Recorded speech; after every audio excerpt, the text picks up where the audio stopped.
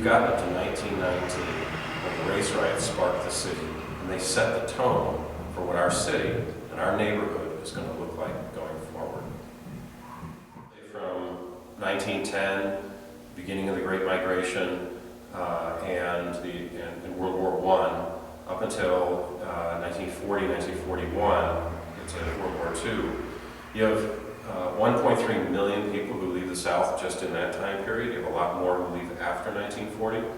They arrive in the city because of the way the city has responded to ethnic tension and the fear of black people moving in.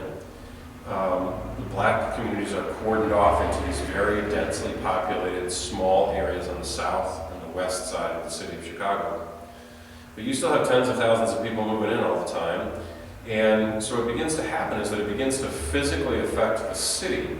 If you think about a very densely populated area, and you think about what that does to the housing is now under more and more and more demand in the areas that are the black parts of the city.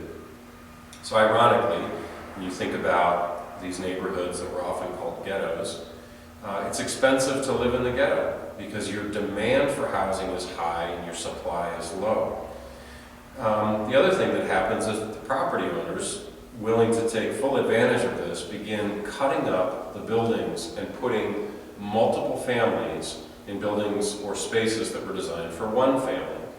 Often bathrooms, which in the Chicago design of the typical two-flat are in the middle of the building. There were doors put in the hallway on either side of the bathroom, a kitchen and a bedroom. A whole family would now live there, maybe one bedroom up front, another family would live there.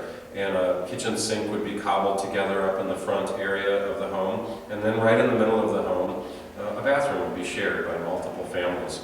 This is extremely common on the south side of Chicago and the west side. And if you go into the homes in our community now, you can still find these extra little kitchens, extra little bathrooms, walls in weird places. Because the density, and it's not just dense population, it's an overcrowded population. The physical infrastructure of the community began to unravel over time. So this middle period of the development of the city of Chicago, as it relates to the Great Migration, connects that migration to the formation of the city of Chicago and begins to set in motion some of the underlying themes that begin to affect our community in a very direct way here in Woodlawn. But we haven't even gotten to the part of the story where the migration really picks up, and that we'll do in the next segment.